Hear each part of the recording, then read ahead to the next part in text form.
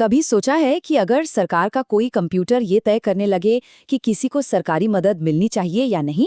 सुनने में थोड़ा अजीब और डरावना लगता है ना? तो आज हम इसी पर बात करने वाले हैं कि हम भारत में आर्टिफिशियल इंटेलिजेंस यानी एआई को भरोसेमंद और सबके लिए फायदेमंद कैसे बना सकते हैं। ये कोई कहानी नहीं है, ये भारत में हुआ एक असली वाकया है। सोचिए, एक 100 साल के इंसान की पेंशन और दूसरी सरकारी मदद अचानक बंद हो गई। क्यों? क्योंकि एक कंप्यूटर सिस्टम ने उन्हें मृत मान लिया था। और उन्हें ये साबित करने के लिए कि वो जिंदा हैं, बाकायदा बारात तक निकालनी पड़ी। ये घटना हमें सोचने पर मजबूर करती है कि जब टेक्नोलॉजी से गलती होती है तो इसका आम इंसानों पर कितना गहरा असर पड़ता है। तो सवाल यही उठता है कि आखिर इतनी बड़ी, इतनी अजीब गलती हो कैसे सकती है। असल में इसका जवाब इस बात में छिपा है कि कुछ टेक्नोलॉजी को किस तरह से डिजाइन किया जाता है। जो असली समस्या है उसे कहते हैं ब्लैक बॉक्स एआई। मतलब सार्वजनिक सेवाओं में इस्तेमाल होने वाले कुछ एआई सिस्टम एक बंद डिब्बे की तरह होते हैं। वो फैसले तो ले लेते हैं, पर ये किसी को पता नहीं होता कि वो फैसला क्यों और कैसे लिया गया। इसका मतलब ये हुआ कि अगर किसी का नाम गलती से किसी योजना से कट जाता है तो ये जानने का कोई तरीका ही नहीं है कि ऐसा हुआ क्यों, और इसीलिए उसे ठीक करना भी लगभग नामुमकिन हो जाता है। इस स्लाइड पर जो बात है वो सच में बहुत काम की है। देखिए, एक तरफ है ब्लैक बॉक्स एआई जिसके फैसले गुप्त हैं, उलझे हुए हैं, और दूसरी तरफ है ग्लास बॉक्स एआई जिसके फैसले शीशे की तरह एकदम साफ होते हैं, जिन्हें कोई भी समझ सकता है और जरूरत पड़ने पर उन पर सवाल भी उठा सकता है। अगर हमें एक ऐसा भारत बनाना है जहां टेक्नोलॉजी हर किसी की मदद करे, तो हमें पूरी तरह से ग्लास बॉक्स मॉडल को ही अपनाना होगा।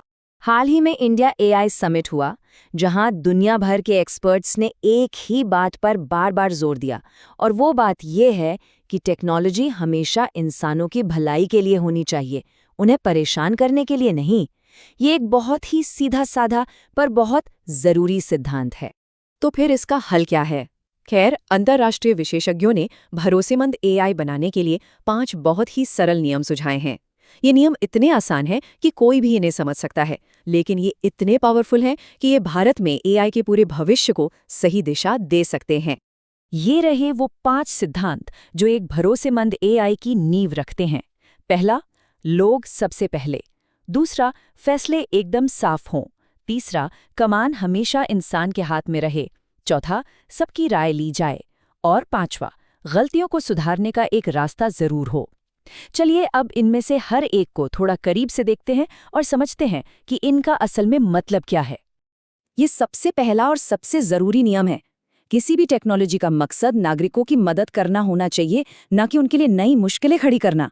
मतलब टेक्नोलॉजी का सेंटर हमेशा इंसान होना चाहिए, मशीन नहीं। ये नियम सीधा सीधा ग्लास बॉक्स एआई की सोच से जुड़ा है।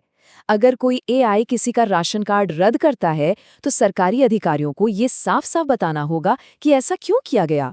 कोई भी फैसला एक पहेली की तरह नहीं होना चाहिए। पारदर्शिता बहुत जरूरी है। तो यहाँ पर समझने वाली बात यह है कि एआई सिर्फ एक सलाहकार है, मालिक नहीं। उसे इंसानी फैसलों में मदद करनी चाहिए, उनकी जगह नहीं लेनी चाहिए। आखिरी फैसला और उसकी जिम्मेदारी हमेशा एक इंसान की ही होनी चाहिए। याद रखिए, टेक्नोलॉजी एक टूल हो सकती है, लेकिन बॉस हमेशा इंसान ही होना चाहिए। एक ऐसा सिस्टम बनाने के लिए जो सभी के लिए काम करे, ये बहुत ज़रूरी है कि उसे बनाने में उन लोगों को भी शामिल किया जाए जिनके लिए वो बन रहा है। जैसे अगर सरकार किसानों के लिए कोई एआई ऐप बना रही है, तो उसे बनाने की पूरी प्रक्रिया में किसानों की राय और उनके अनुभव को शामिल करना ही चाहिए। और आखिर में एक मजबूत शिकायत प्रणाली का होना बहुत बहुत ज़रूरी है, ताकि जब गलतियां हों, जैसे उस बुजुर्ग व्यक्ति को मृत घोषित कर दिया गया, तो उन्हें जल्दी और सही तरीके से सुधारा जा सके। हर किसी को अपनी बात रखने और गलती सुधरवाने का मौका मिलना ही चाहिए। तो ये सारे नियम सुनने में तो बहुत अच्छे लगते हैं, लेकिन हम सबकी रोज़मर्रा की ज़िंदगी के लिए इनका क्या मतलब है, ये क्यों ज़रूरी हैं? चलिए अब इसे समझते हैं। देखिए, छात्रों के लिए इसका मतलब है ऐसे एआई टूल्स जो उनकी पढ़ाई में मदद करें पर उनकी प्राइवेसी से खिलवाड़ ना करें। मजदूरों के लिए इसका मतलब है कि मनरेगा जैसी योजनाओं का पैसा बिना किसी तकनीकी गड़बड़ी के समय पर मिले। व्यवसायों के लिए ये एक ऐसा माहौल बनाएगा जहां अच्छी और जिम्मेदार टेक्नोलॉजी को बढ़ावा मिले। और सबसे बड़ी बात, ये हम सभी के मौलिक अधिकारों की रक्षा करेगा, जैसे कि निजता का अधिकार और समानता का अधिकार। तो अंत में ये समझना बहुत जरूरी है कि एआई को सही दिशा देना सिर्फ सरकार का काम नहीं है, ये हम सब की एक सामूहिक जिम्मेदारी है। ये एक टीम वर्क की तरह है। जैसे एक मजबूत इमारत बनाने के लिए इंजीनियर, मजदूर और उसमें रहने वाले लोग सभी की जरूरत होती है, ठीक वैसे ही एक भरोसेमंद डिजिटल भारत बनाने के लिए हम सभी को मिलकर काम करना होगा। आने वाला कल सिर्फ स्मार्ट टेक्नोलॉजी से नहीं बनेगा, बल्कि हमारे चुने हुए स्मार्ट विकल्पों से बनेगा।